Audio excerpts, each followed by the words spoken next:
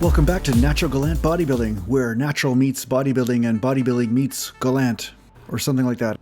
Today I thought I'd show you a little bit about the pump and stretch principle. Okay, so what I'm going to be doing is 3 or 4 sets of dumbbell presses after I warm up. Of course, I'm going to do, a couple sets, one with the 50s and then one with the 70s and then one with the 105s, and then I'll go up to 125s for about 3 sets.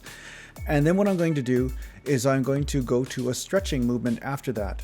Now, you can do this principle a few different ways. One way is you can do what I'm doing in this video, where I do 3 sets of a certain exercise that pumps that muscle up, and then I go to a stretching movement. Or you can do a superset type of idea, or giant set, I guess is the right term. I always mix those up, but it's really a giant set where you do some dumbbell presses and then you go right into flies. And the whole purpose of this is that you actually stretch the fascia in the muscle. So think of your muscle like sausage, okay? They're like sausages, and they have a second skin around them like a saran wrap.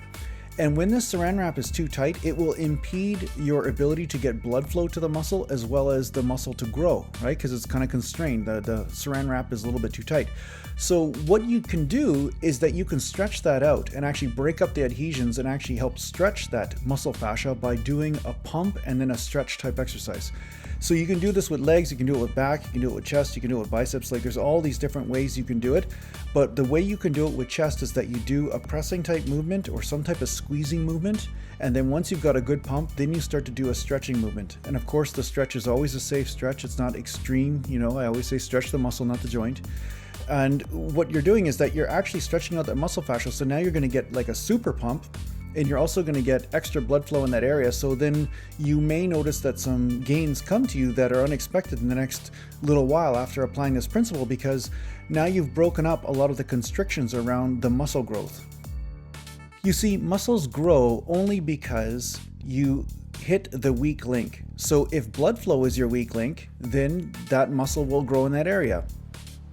Sometimes it's another weak link that you're hitting, and that's why the muscle will grow. Perhaps it's just the muscle fibers aren't taxed enough. Maybe you're not hitting them hard enough in the gym. Maybe you're not doing the right rep ranges for you. Perhaps you have a different muscle fiber content than the next person. You have to do a different rep range or a different frequency of training, whatever that might be. But this is one of those principles. This is one of those weak links that can be addressed in the gym, and it will really accelerate your growth, okay? Because I've seen some people in the gym apply this principle, and all of a sudden their quads just blow through the roof. All of a sudden, boom, out of nowhere, it seems like they make some gains, because what they've done is open up the floodgates to that blood flow. Okay, so here I am doing back. And with back, it's kind of the same thing. I'm doing a bent over row, and I'm really squeezing the muscles, and I'm getting a good pump in there. So I'm doing about 3 or 4 sets of work sets with this. And I'm not going to show you all the sets like I usually do. I try to, keep these videos kind of short. So I'm doing like 90-pound dumbbells for bent over dumbbell rows, and I'm getting around 20 reps or so. And basically, I'm just pumping blood in there, just getting that pump. And once you get the pump, then you can just move over to a stretching type movement. And some people might use the lat pull down bar. They might say, okay, I'm going to do like some sort of dumbbell or lat pull down type pull over movement, right? So, but then there's another type of movement that I'm going to do here is the dumbbell pull over. Now, when I do the dumbbell pull over, it's going to look a little bit different than the way you do it, just because, I do have that unstable shoulder because of the Bankart lesion and the slap tear, basically the labral tear on my shoulder. So I have to keep the elbows bent a lot more than you would in order to keep the tension on the triceps, so that way I can actually keep the shoulder in the joint, okay? Because that's kind of important for movements. So when you do your pullover movement, you might not bend the elbows as much. The reason why I'm bending them, like I said, is because I do have that slap tear in that shoulder. So what you do is lock your elbow in a certain position, slightly bent, whatever it might be, and then you focus on most of the movement being around the shoulder joint, okay?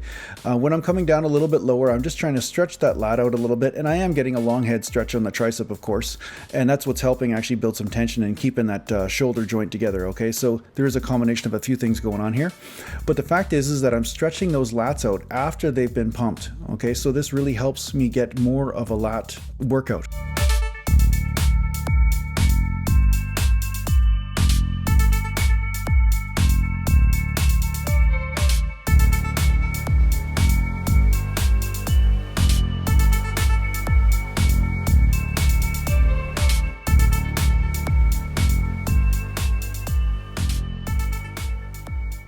From there, I went over to some dumbbell curls, and I decided to actually do some standing dumbbell curls. And of course, my camera's not really getting me in focus the whole time, so it's like I'm a ghost or something. I'm getting more of the background.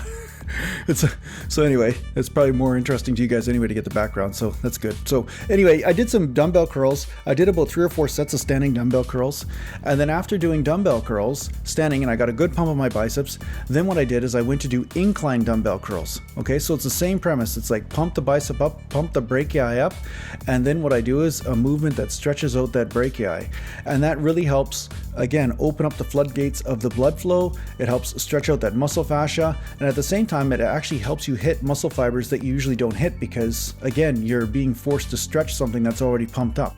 And on that note, I just wanted to let you guys know that I finished the 3-day workout MP3 that I promised I was going to make. It's a 3-day beginner workout.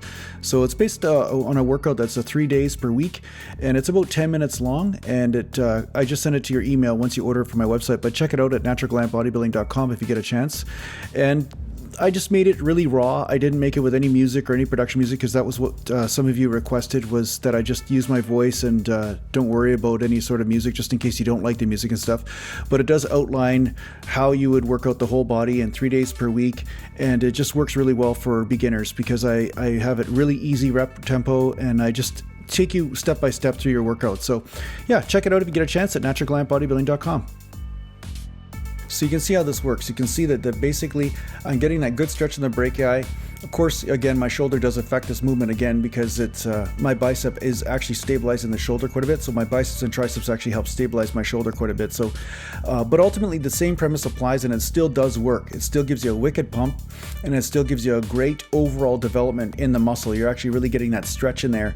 It's almost like stretching the muscle even more so than usual. So it is important that you start with a lightweight when you go from the main movement into the stretching movement. You want to start with lightweight again, just to make sure you got that done and warmed up, so that way you're not going to injure anything. But thanks a lot for watching, and I hope you got something out of this video, and share it if you liked it, and take care for now.